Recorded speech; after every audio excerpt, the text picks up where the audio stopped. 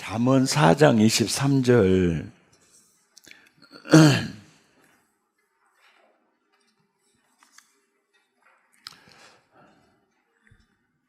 무릇 지킬 만한 것보다 더욱 내 마음을 지키라. 이에서 생명의 근원이 남이니라. 그 말씀이죠. 예.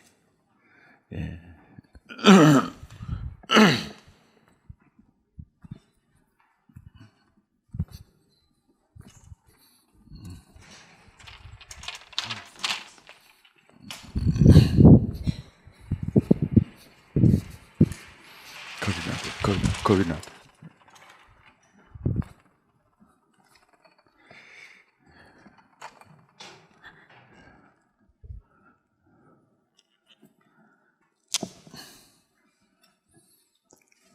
한번 무릇 지킬만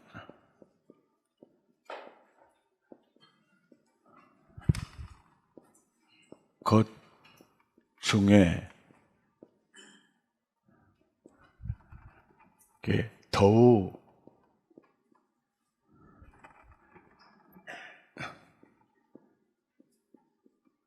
마음을 지키라.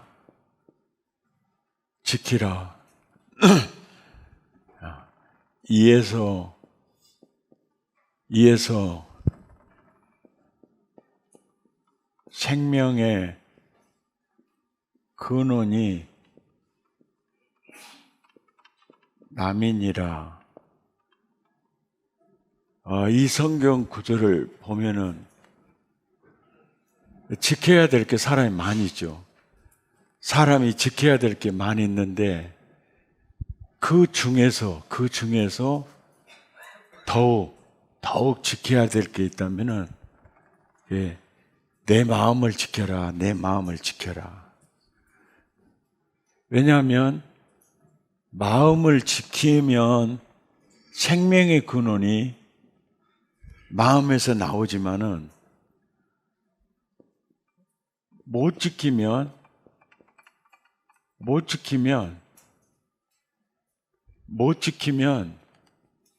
이게 저주와 사망이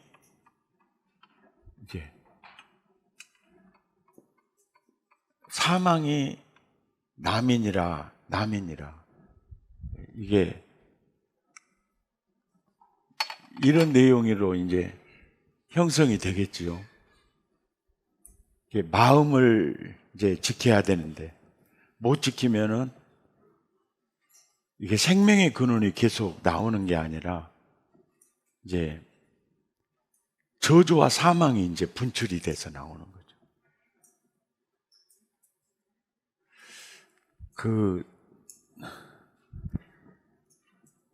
저도 이렇게 썩 좋은 얼굴은 아니지만은 사람의 얼굴에 그 사람의 이력이 다 들어 있습니다. 그리고 이 얼굴에 그 사람의 미래도 들어 있습니다. 그러면은 이게 저 사람 관상쟁이가 왔는가 오해가 되겠죠. 이제 오해가 되겠죠. 세계에서 관상학의 대가, 관상에 대해서 탑이 누구냐라고 많은 학자들에게 물으면 일본의 미즈노 남보쿠를 얘기할 겁니다. 여러분 지금 미즈노 남보쿠 이렇게 스마트폰에 치고 들어가 보면 그가 쓴 책이 관상학 1, 2권이 있고요. 그 다음에 절제에 또 이게 있고, 근데 그 내용을 보면은요, 이 사람이 신학자 같은 느낌을 받게 돼요. 이 절제의 미학이라든지 이게 아주 그러니까 무슨 얘기냐면은요, 이 사람이 언제부터 관상학에 대해서 이제 그 연구를 이제 집중하게 됐느냐면은 청년 시절 때 장터에 이렇게 놀러를 갔는데 어떤 분을 만났는데 아주 심각한 표정으로 어이, 자네 1년 안에 급사할 상이네. 이 얘기를. 그러니까 청년 때 어떤 도사겠죠, 도사. 이렇게 누가 봐도 도사야. 그런데 이렇게 딱 꿰뚫어 보더니, 어이, 당신 1년 안에 젊은이 급사할 상이네. 그러니까 어때요? 아이고, 도사님, 그럼 어떻게 살 수 있겠습니까? 그러니까 아무도 없는 깊은 산 속에 들어가서, 예? 이렇게 먹는 거, 이것에 뭐, 고기는 절대 먹지 말고, 일종의 이렇게 곡식으로, 이것을 먹고 살면 혹시 살란가 모르겠네. 그래갖고 1년을 살았어요, 1년을 살고 1년이 넘으니까 얼마나 기뻤겠어요. 야, 1년 안에 급사할 상인데 살았다. 그러고 상에 나왔어요.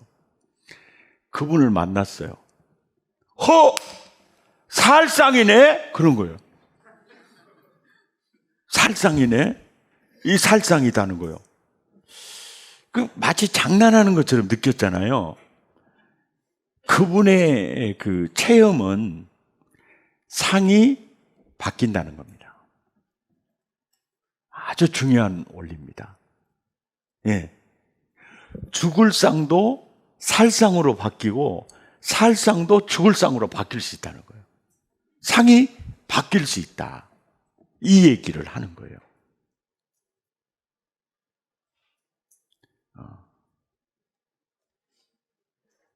그래서 이분이요, 관상만이 아니라 신상을 공부하게 됩니다. 그래서 그 사람마다 신상, 신체적인 그 상태, 그 상을 연구하기 위해서 때밀이로 들어가서 이렇게 신상을 연구합니다. 그 다음에 시상, 시체상을 연구하기 위해서 장의사, 시체 염하는 일을 합니다. 이분이 그러니까 뭐 그 계통에서 대가가 된 것이겠죠. 그래서 미즈노 남보쿠라는 사람은 이제 그런 얘기고요. KBS 아침마당에서 한 30년 정도 된 것 같은데요. 관상쟁이가 나왔어요. 그래가지고 복상에 대해서 얘기를 하고 저주상에 대해서 얘기를 한 거예요. 그러니까 이금희가 그걸 그려줄 수 있냐 그러니까 그려줄 수 있다는 거야. 그래서 이 사람이 딱 나와가지고 그리는 그림이 어떤 그림이냐면은 사람이 복을 받을 상은 간단하다는 거예요. 저주 받을 상도 딱 보면 안 돼. 이 보면은 관상이 이랬대요. 저주 받을 상은 전부 이런데. 그러면 복 받을 상은 어쩌냐 그러니까 간단하대. 전부 이런데. 어떻게 이게 저주상이 이게 복이 사냐? 위로부터 복이 내릴 때 다 흘러내려본다는 거야. 근데 이거는 다 이렇게. 이거 사실이면 놀랐어요, 제가. 이게 사실은 풀이하는 그 관상쟁의 풀이가 너무 웃기기도 했지만 사실은 딱 이게 복상이거든요. 이게 진짜 복상이에요. 이게 웃는 상. 예. 그러니까 한국 경제가 언제부터 어렵게 됐느냐 연구를 해봤더니 웃으면 복이 하여 프로그램 끝날 때부터 어렵게 됐어요.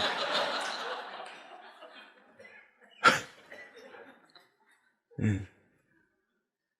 아이고. 그래서 얼굴이란 관상, 얼굴이란 원래 꼴입니다, 꼴. 그러니까 뭐요? 이게 마음의 마음 그 자체라는 거예요. 그러니까 얼을 꼴, 그러니까 얼의 꼴이라는 거예요. 얼꼴. 이게 마음의 형태라는 거예요. 형태. 이게 얼굴이란 원래 한글 순수 한국말이거든요. 순수 한국말의 얼굴은 얼꼴, 얼의 상태라는 거. 얼의 상태. 그러니까 그 사람이 이제 이렇게 보면은 그 마음 상태를 얼꼴은요 그대로 드러내 보여줍니다. 화가 났어요. 내 마음이 지금 분이 가득합니다. 그러면 낯짝에 써 있는 거예요. 그대로 나타나는 거예요. 이 세상에 제일 무서운 사람이 누구냐면요, 얼꼴의 상태를 위장할 수 있는 사람이에요. 그 사람 곁에 두면 안 돼요. 정말 무서운 사람입니다. 이 자기 마음을 온전히 숨길 수 있는 사람. 주로 간악한 범죄자들이 전부 그런 사람들이에요. 우리들은 이 거짓말 한번 하고도 얼굴이 붉어지잖아요.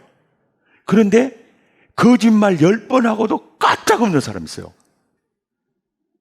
같이 있으면 안 됩니다. 교회에서도 그 사람들 제명시켜야 되는데 그 사람 제명시키기 전에 내가 제명당하겠죠.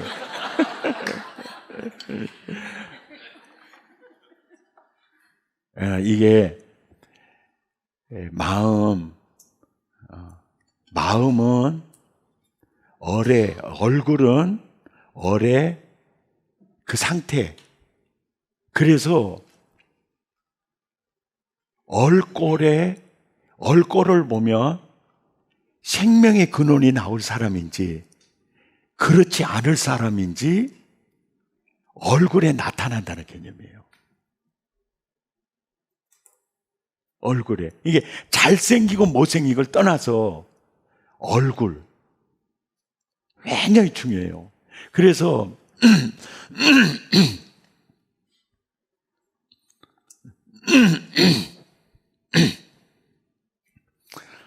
이제 사실은 이렇게 사람을 보면 그 사람이 어떤 사람인가를 알려면은 사실 얼굴 봐야 되거든요. 그 사람의 얼굴을 보면 대충은 알 수 있어요.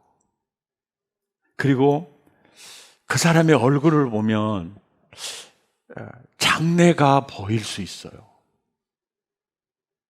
그렇게 중요해요. 그러니까 그런 얼굴을 우리가 소유하기 위해서, 우리가 간직하기 위해서는 마음 지키는 겁니다. 마음을 지키는 거예요. 이게 쉽지 않잖아요. 네. 그러니까 제가 이 마음을 지키는 이 내적 치유에 대해서는 제가 계기가 있었어요. 그 계기가 뭐냐면은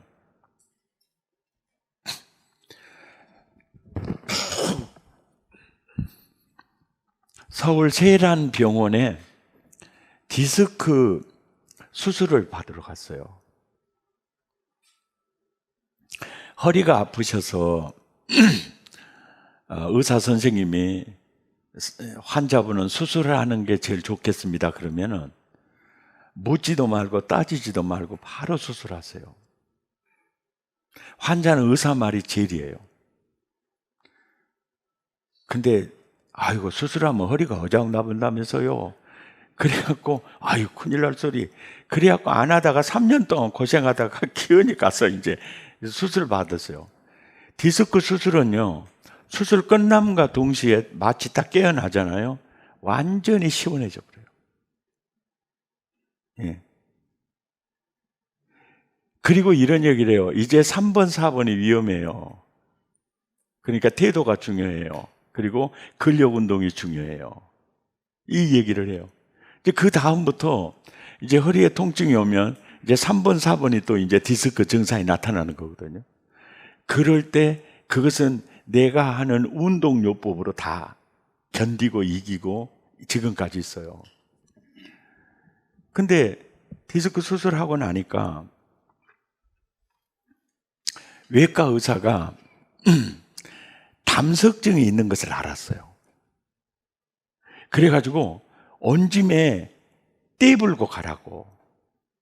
외과 의사가 별로 환자가 없었는 모양에 계속 실망와가지고 이거 한 짐에 떼불고 가라고. 예? 복강경으로 하면 구멍 3개만 내면 복강경 넣어가지고 간단하다고 온짐에 이게 해불고 가라고. 그래서 그러시다 까짓것. 그래갖고 이제 수술하려고 보니까 간 수치가 높은 거예요. 그래서 간에 문제가 있는 걸 알게 됐죠. 간 수치가 높아요. 그래서 간 수치가 낮아지면은 수술하고 그렇지 않으면 못 한대요. 그래서 이제 며칠 동안 이제 약을 투여하고 이제 간을 했어요. 그래서 수치가 정상은 아니지만은 수술할 정도 같아서 이제 수술을 하고 아니 간단하다 그랬는데 마취가 깨어나니까 무지하게 아프더라고요. 이 양반이 간단하다고 돼. 자기만 간단하지 나는 죽겠구만. 이런 생각을 해요. 그 이제 집에 왔어요. 수술 끝나고 집에 왔는데 보세요. 어떤 마취제 또 어떤 그 진통제 이걸 맞으니까 이 어떤 증상이 나오냐면요. 우울 증상이 와요. 이상한 증상이 와요. 그러면서 어떤 생각에 사로잡히냐면 나 이번에 쓸개, 담낭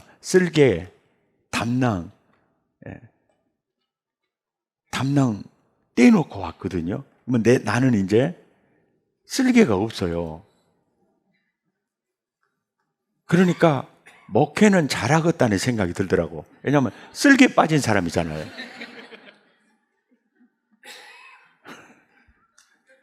난 쓸개가 없네. 그리고 그 수술 끝나고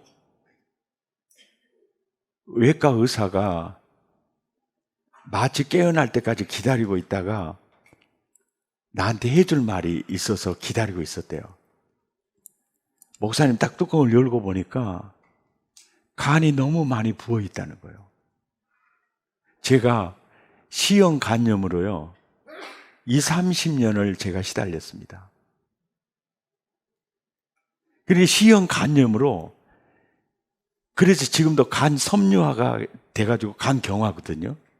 그 C형 간염으로 그렇게 시달린 거예요, 간이요. 이 간이 많이 부어있더라는 거예요. 그래서 목사님은 쓸개가 문제가 아니고 간이 문제라는 거예요. 앞으로 목사님은 간을 유심히 지켜봐야 된대요. 그래서 이제 집에 와서 누워있는데, 내 장기 하나 이렇게 쓸개 장례식 치르고 왔네? 그 다음에는 무슨 장기를 또 장례식을 치를까? 하고 딱 하는데 간땡이가 부었다고 그러네? 이런 생각이 들어요. 그래서 사실은 그때 어떤 위협을 느꼈느냐면은 약간의 생명의 위협을 느낀 겁니다. 느꼈어요. 근데 그 수술 받기 전에 삼성약국의 박연 집사님이 약국을 경영하는데, 집사님, 또 오른쪽 갈비뼈 밑이 아파요. 그러면 그 약사님이, 집사님이 약을 주면서, 목사님, 내가 학부 때 배웠는데요, 그 담석증은요, 스트레스 병이에요. 너무 걱정하지 마세요. 이러는 거예요. 그래서 속으로 걱정 안 하게 해야 걱정을 안 하지. 스트레스를 안 줘야 안 받지. 그리고 약 이제 타다 먹죠. 그 나중에 또 아파요. 그럼 또 가. 그 약사님은요, 절대 약을 많이 안 줘요. 그때만 딱 그 약만 줘요. 목사님, 주님 말씀하셨잖아요. 모든 염려를 주께 맡기라고 그랬잖아요. 어떻게 그렇게 가슴에 품고만 사세요? 그러니까 아프죠. 그 말이 생각이 났어요. 그러면서 옛 어르신들의 말, 애 간장 녹는다. 얘가 순수 한국말로 쓸개를 얘라고 그래요. 근데 담낭 제거 수술을 했잖아요. 사실은 그것만 망가진 게 아니고 삼총사 같이요. 예, 간, 장. 이게 한 형제처럼 이렇게 망가져요. 그때 당시에 장이 얼마나 안 좋았느냐면 하루에 3끼 먹으니까 그 배출도 하루에 3번씩 하는 줄 알았어요. 그만큼 장이 안 좋아요. 사이다 먹었다, 콜라 먹었다, 지금도 안 먹거든요. 커피 먹었다. 그러면요, 바로 WSC 회장 인터뷰 요청을 합니다.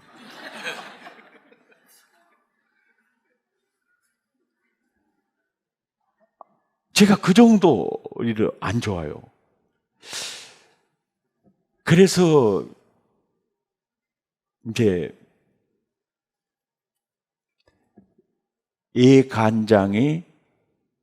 내 애간장이 망가지는 것은 염려와 근심 때문이라는 것을 파악을 했죠. 그리고 이제 했는데, 근데 참 제가 이제 결혼식 주례를 하고 나오면 그 한 장로님이 그런 얘기를 하셨어요. 목사님이 결혼식 주례를 하면 왜 이렇게 눈물이 날까요? 그런 거예요. 그 말은 나는 처음에 내가 주례를 은혜스럽게 하는 줄 알았거든요. 근데 목사님은 무엇을 해도 은혜가 돼요. 이렇게 했을 텐데, 목사님이 결혼식 주례를 하면 왜 이렇게 눈물이 날까요? 이 말은 그 장로님이 나에게 꼭 해주고 싶은 얘기를 하신 거예요. 왜 우리 목사님이 주례를 하는데, 결혼식 기쁜 잔치인데 왜 눈물이 날까? 그게 뭡니까? 내 내면의 슬픔이 회중에게 정서적 전이가 되고 있었던 겁니다. 이건 아주 기가 막힌 사실이죠. 그래서 그런 저런 얘기들을 통해서 이제 내 내면에 내 마음의 상태를 이제 보게 된 거죠. 왜냐하면 내가 이렇게 살면 예간장이 녹는데 제명에 내가 못 살겠다라는 생각을 한 거죠. 그래서 이 내면의 문제를 어떻게 해결할 수 있겠는가를 위해서 정태기 교수님의 책을 다 사다 봤어요. 그래서 제가 내적 치유에 대해서 눈이 열렸습니다. 여러분, 정택이 교수님 책을 통해서 그 심리 상태, 그리고 사람들이 이제까지 살아오면서 받았던 상처가 사람에게 어떤 영향을 미치고 있는 것을 알게 될 때, 이것이 설교 사역과 지금 행복 아카데미 교재 안에 다 이게 묻어 들어가 있습니다. 그리고 깨달은 게 뭐냐면, 내적 치유, 마음 치유가 되지 않으면요, 신앙 성숙 안 된다는 걸 알았어요. 예. 이게 마음이 치유되고 회복되지 않으면 사람이 변하지 않는다는 것도 알았어요. 그래서 이제 그 정택이 교수님의 그 많은 책을 읽으면서 진짜 많이 울었습니다. 여러분, 설교를 하시려고 하면 심리학이나 상담학을 공부할 필요가 있는데, 그걸 공부해서 상담으로 목회를 해야 되겠다고 생각하면 절대 오산입니다. 절대 그러면 안 돼요. 그건 인간이 해결할 수도 없고, 문제가 있는 사람에게 묶여버리면 대마를 놓칩니다. 근데 중요한 건 뭐냐면, 설교자가 청중을 알아야 돼요. 지금 상처 속에서 사는 심령을 보는 눈이 있어야 돼요. 그래야 이 하나님의 말씀을, 그 사람에게 정말 꼭 필요한 말씀을 정확히 줄 수가 있어요. 예. 이재철 목사님이 목회자 세미나에서 이런 얘기를 하더라고요. 목사님들이 사람을 너무 모른대요. 근데 나는 이렇게 참 부드럽게 얘기했는데, 그분은 너무 무식하다고 얘기했어요. 너무 무식하대요. 사람에게 설교하는 목사님들이 너무 사람을 모른대요. 그러면서 이재철 목사님이 강조하는 것은 뭐였느냐면 인문학. 그래서 그 작품들 있잖아요. 이런 그 작품들을 통해서 거기에 나오는 다양한 그 사람들 있잖아요. 그 사람들의 행동 패턴을 보면서, 아, 이런 사람도 있구나. 아, 인생의 목적을 여기에 두고 이걸 위해서 이 수단과 방법을 가리지 않는 이런 사람들이 있구나. 이걸 이해할 필요가 있어요. 저도 틈만 나면 이게 유튜브를 통해서 인문학 강의를 듣습니다. 사람을 알아야 그 사람에게 꼭 필요한 약을 줄 수가 있어요. 메시지를 줄 수가 있습니다. 그래서 그 정택이 교수님의 그 책을 통해서 인간의 그 내면, 마음 상태, 이걸 알게 됐고, 설교와 제자훈련, 커리큘럼 안에 그 모든 내적 치유가 거기에 들어가 있어요. 그래서 교재를 읽으면서 굉장히 치유가 일어납니다. 네. 그래서 결국은 뭡니까? 초점이 뭐냐면은 생명의 근원이 마음에서 나기 때문에 마음을, 이렇게 병든 마음을 건강한 마음으로 회복시키는데 굉장히 초점이 가 있어요. 설교도 영혼 회복, 마음 회복, 관계 회복, 이게 초점이 가 있습니다.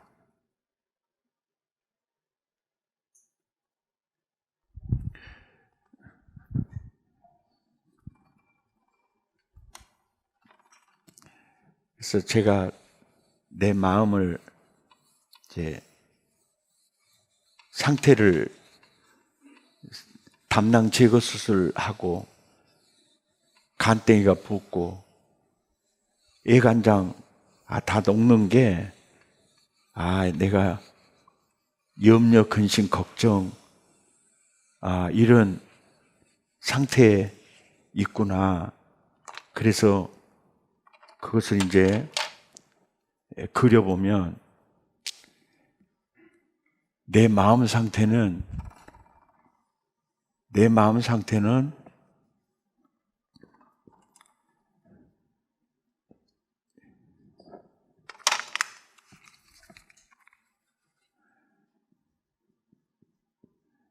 염려와 근심이 동생이 걱정이거든요. 그리고 염려 사촌이 슬픔이에요. 그리고 이 인생이 어둡습니다. 어두워요. 이것이 성경이 말하는 예수님이 이 세상에 오셔서 지구에 살고 있는 사람의 마음 상태를 네 종류로 밭으로 비교하셨어요. 하나가 뭐냐면은 길가입니다. 길가. 그리고 하나가 뭐냐면 돌밭이에요. 하나가 뭐냐면 이게 대거박 지어불고 가시밭입니다.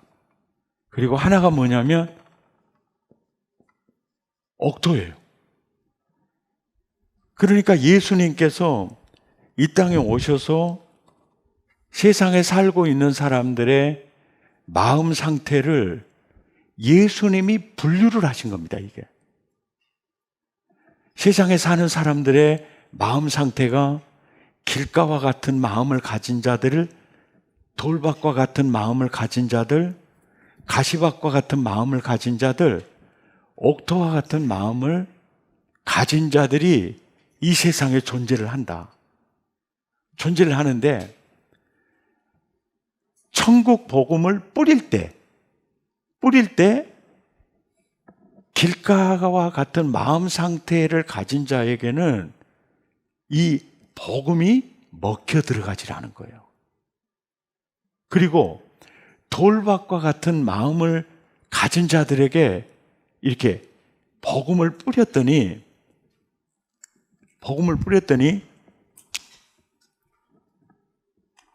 이 밭에 복음을 뿌렸더니 복음을요 기쁨으로 받습니다. 그런데 이 안에가 돌멩이가 있는 거예요. 그러니까 더 이상은 뿌리가 내리질 못하고 결실하지 못하더라. 그리고 가시밭에 떨어짐에 재리의 유혹과 재물과 이익의 유혹과 세상의 염려로 결실하지 못하더라. 그리고 옥토에 떨어짐에 씨가 수용하고 받아들이고 그냥 열매를 맺는데 30배, 60배, 100배 열매를 맺더라. 이 얘기를 하시거든요. 근데 여러분 목회에 보면 아시겠지만요. 복음을 받아들이는 사람들이 길가와 같은 사람, 돌밭과 같은 사람, 가시밭과 같은 사람, 옥토와 같은 사람, 여러분 다양하게 만날 겁니다. 이 내용을 말씀하면서 예수님은 지구상에 살고 있는 사람들의 마음 상태를 밭의 비유를 통해서 말씀하셨다. 그러니까 낮 예배 때 설교할 때 지금 길집사 여기 자빠져 있고 돌집사 저기서 졸고 있고 가집사 저기서 아주 울고 넘는 박달재로 앉아 있고 옥토는 너무 행복해가지고 막 있는 거죠. 예. 있는 거잖아요. 제가 깨달았죠. 내 마음의 상태가 가시밭 마음이었구나. 이 가시밭 마음이었구나.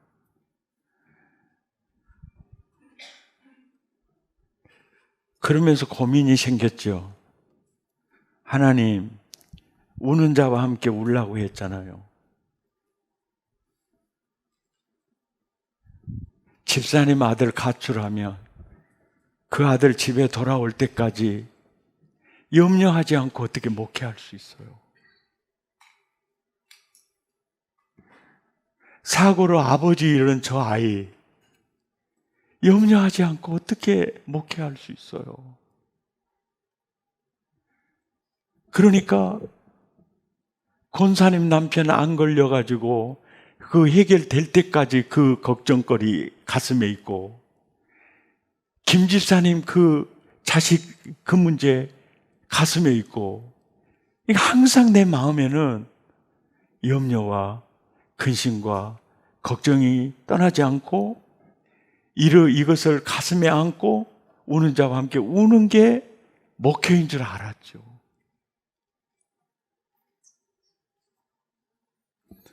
그런데 하나님, 그건 제가 목회를 잘못한 것일까요? 물론 하나님은 모든 염려 다 주님께 맡기라 그랬는데, 기도할 때도 맡긴다고도 했는데 이게 또 잘 안 맡겨지네요. 그러면서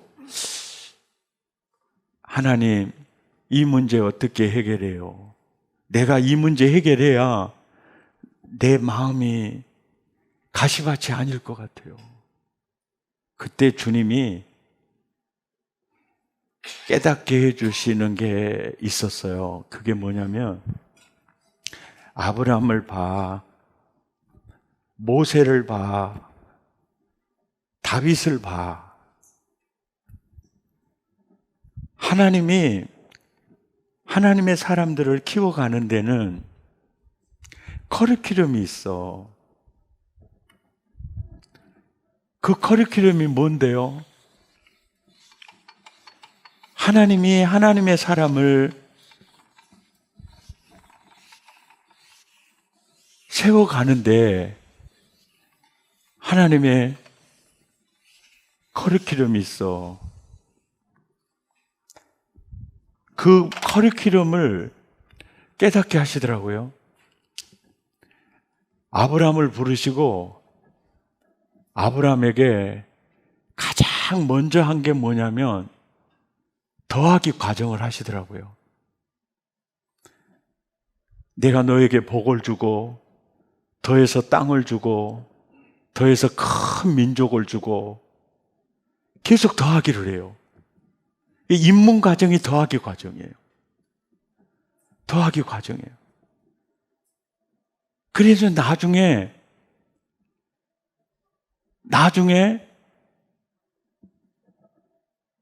아브라함에 보니까 더하기 과정이 지난 다음에 보니까 이 말 듣고 가나안에 갔는데 흉년이 들었잖아요. 그럴 때 여러분도 아마 의아했을 거예요. 아니, 본토 친척 아비집을 떠나 이렇게 가니까 이렇게 풍년이 들고 막 이래야 되는데 왜 가나안 땅에 흉년이 듭니까? 아, 이게 의아해요. 아, 하나님이 빼기 과정이 있구나. 빼기 과정이 있구나. 그리고 언제 하나님이 곱하기를 하시느냐면 이삭을 모리아산에 드릴 때 하는 거예요. 그리고 곱하기 과정이 지나니까 그 다음 과정이 너는 복이 될지라 복을 나누는 과정을 하더라고요. 나누는 과정.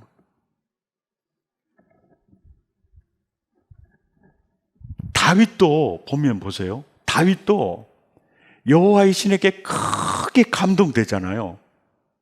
예? 기름불을 쬐었을 때 크게 감동돼요. 그래서 나는 왕자리 바로 갈 줄 알았거든요. 근데 다윗도 빼기 과정을 거쳐요. 그리고 나서 왕으로 세웁니다. 그리고 나누기를 해요. 야, 그러는구나. 모세도요. 40년 동안 궁중에서 더하게 합니다. 나중에 나는 그리스도를 위해 받는 능력을 애굽의 모든 보화보다 나는 더 좋아. 그거 뛰쳐나와요. 그러니까 곱하기로 바로 가야 되는데 아니야. 뭡니까? 미디안 광야에 빼기 과정을 들어가요. 그래 나중에 80세가 돼서 클로즈업 곱하기를 합니다. 그리고 나누기를 들어가는 거예요.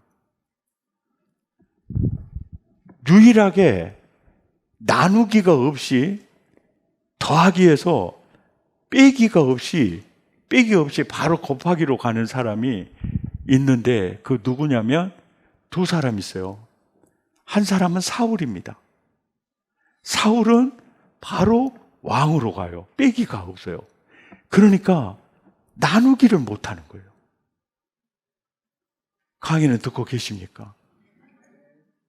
보세요. 솔로몬도 더하기에서 바로 곱하기로 가거든요. 나누기를 못하는 거예요. 그러면서 제가 깨달은 게 그리고 우리 이제 목회하면서 보면 이걸 자주 깨닫죠. 나 예수 믿고 은혜 받고 내가 이제 이번에 은혜 받고 내가 정말 열심히 해보려고 마음 먹었는데 왜 나에게 이런 일이 일어날까요? 막 그러잖아요. 그게 정상이에요. 왜냐하면 이 더하기는요, 빼기 대학의 납복음 준비 기간이에요. 그러니까 빼기 과정을 지날 때 이 더하기가 에너지가 되는 겁니다. 그리고 빼기가 길수록 곱하기가 커요. 그리고 곱하기 하는 이유는 복의 근원이 복을 나누기를 바라는 거죠. 나누기. 그러니까 너희 집사 빼기 대학 입학했는데 너 축하해야 되겠냐? 네가 염려하고 근심하고 걱정하면서 네가 슬퍼해야 되겠냐? 생각해 보니까 아니잖아요. 그리고 대부분 보면요, 목회는 하나님이 하세요. 예, 진짜 하나님이 합니다. 기도해야 될 자들 기도시키는 것도 하나님이 하세요. 언제 주로 시킵니까? 언제 그들을 믿음으로 반듯하게 세워갑니까? 빼기 과정이에요. 곱하기 때가 아닙니다. 더하기 때도 아니에요. 그러고 보니까 빼기가 은혜입니까? 은혜 아닙니까? 은혜이죠.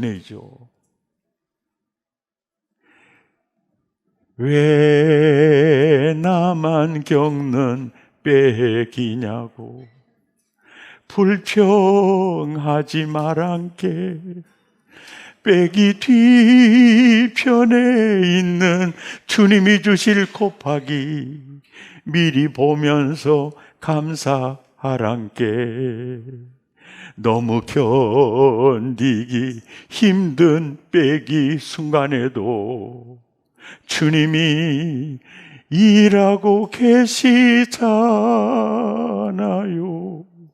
남들은 지쳐 자빠져 있을지. 예. 이것 때문에 내 마음을 치유할 수 있었어요. 그래서 신방을 가면서 어려움을 당할 때 설교가 바뀌었어요. 빼기는 은혜예요. 예, 곱하기를 보면서 하나님의 섭리가 시작되고 있어요. 하나님의 계획이 시작되고 있어요. 하나님이 어떻게 쓰실지 기대하세요. 우리 함께 그렇게 기도합시다. 그러면요, 내 마음에 돌덩어리 같은 게 없어요. 예. 그래서 가시밭과 같은 내 마음이요, 옥토로 바뀌기 시작한 거예요.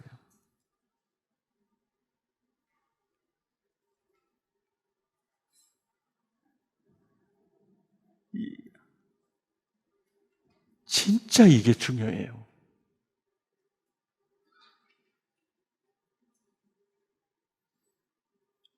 마음. 그리고 이제 우리 목사님 네분들 서로 건강한 마음이 될 수 있도록 도와줄 필요가 있는데요. 여름에 눈 뜨자마자 어메 오늘 또 쌀마블이야 어메 미쳐버리겠네. 오늘 또 여보 36도 돼 그러면 실질적으로 보다 그 말이 더 와버려요.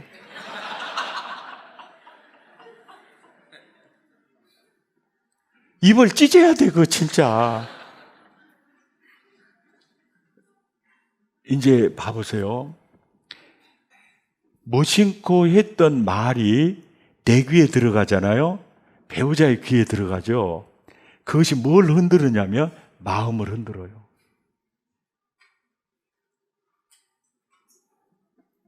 우리가 안 볼 수는 없는데요. 뉴스 보는 시간도 많이 줄일 필요가 있어요. 왜냐니까 신림동 그 사건을 우리가 알아야 될 필요가 뭐 있을까요? 신림동도 안 사는데. 물론 우리는 기도해야 되니까 물론 알겠지만 요즘 그 뉴스가요 안 들어야 될 게 너무 많아요. 너무 불안해. 예? 그리고 그것도 모자라서 막 유튜브 막 보고 있잖아요. 그러면요 나도 모르는 사이에요 내 마음에 미움이 쌓여요. 저 펜을 가서 패 죽여버리고 싶어. 그거 생겨요. 웬만하면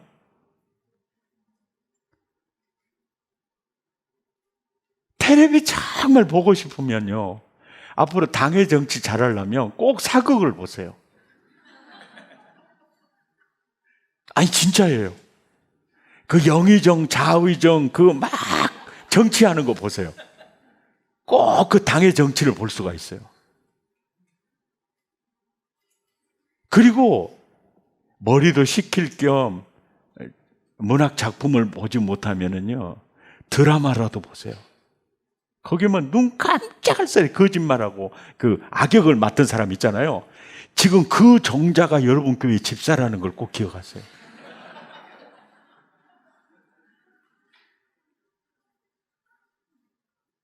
왜요? 우리는 그런 경험을 작품을 통해서 하는 겁니다. 사람을 배우는 거예요. 인문학을 배우는 겁니다. 그게 저게 사람이구나. 지금 저것이 인간 세상이구나. 우리 집사님들이 저 속에서 지금 일하고 있구나. 저 시기하고 거짓으로 막 모함하고 저 현장에 우리 교인들이 있구나.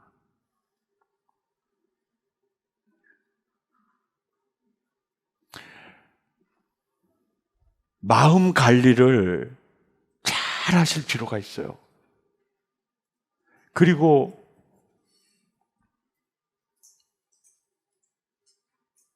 제 마음을 관리하는데 아주 탁월한 원리가 있는데요. 한나라는 사람에게 엘가나라는 남편이 있잖아요. 그리고 분인나가 있어요. 한나 중심의 엘가나는 늘 위로하는 동역자입니다. 늘 위로하는 동역자예요. 한나를 덜 위로해주는 남편 동역자 엘가나가 있고요. 그리고 한나를 괴롭히기 위해서 역사적 사명을 띠고 이 땅에 태어나 죽도록 분이 나가지고 충성한 분인나가 있어요. 여러분 교회 안에도 반드시 여러분 평생에 엘가나와 분인나가 있어요. 왜 그걸 하나님이 허락합니까? 보세요. 다윗이라는 인물 옆에는 정말 위로하고 격려해주는 요나단 친구가 있어요. 그리고 죽이려고 군병들을 풀어 적극적으로 작전을 개시하는 사울이라는 존재가 있습니다. 이 존재가 있어요. 그러니까 항상 우리 주변에는 위로하고 격려하는 엘가나가 있고 요나단이 있고요. 정말 괴롭히는 분인나가 있고 사울이 있어요. 이 존재가 나에게 필요하니까 허락한 거예요. 그 이제 봐보세요. 다윗에게 있어서 사울이라는 존재가 없으면요, 다윗이 되질 않아요. 한나에게도 엘가나만 있고 분인나가 없으면요, 그 사역이 성공적이지를 못해요. 그러니까 모든 드라마가요, 악역이 끝나면 끝나버려요. 그러니까 저 왼수 사라지면 낮까지 끝나버려. 이제 엔드 끝나버려. 근데 저것만 드라마가 안 끝나. 참 놀라운 은혜예요. 예, 늘 그렇게 생각하는 거예요. 그러니까 선생님, 교수님, 총장님 이렇게 되는 거죠. 그렇게 생각하는 거예요. 그러니까 어차피 있어요. 예. 어떤 때는요, 저 같은 경우에도 꼭 학폭에 시달리는 학생 같아요. 누구한테 말도 못하고 당하는 거예요. 이게 목사의 길이에요. 그러면서도 목사는 마음의 건강성을 유지를 해야 된다고. 왜냐하면 그 상처에 찌들린 그 강대상에 서서 설교하는 목사님이 길가다, 은혜 안 돼요. 돌밭이다, 아무 생명력이 없습니다. 가시밭이다, 그러면 결혼식 주례를 해도 눈물이 나오게 생겼어요. 제가 참 너무너무 어리석은 행동, 그렇게 잘못한 거죠. 잘못한 거죠. 옥토가 딱 쓴 거예요. 옥토가. 예. 그래서 전부 옥목사가 됩시다. 우리 할렐루야, 우리 옥목사가 됩시다. 길목사는 되지 말고, 아이고 길자연 목사님 또 상처받으려나. 길가 되지 말고 이 대자. 마음 관리가 굉장히 중요하니까 사모님들도 목사님 마음을 많이 이렇게 건강하게 만들어 줄 수 있도록 이렇게 웬만하면 모르는 것이 그렇게 좋아요. 이게 교회에 그냥 우리 목사님 이 목사님 이거 알아봐야 마음만 불편하겠다 그러면은 꼴깍 삼켜보시기 바랍니다. 그리고 목사님들,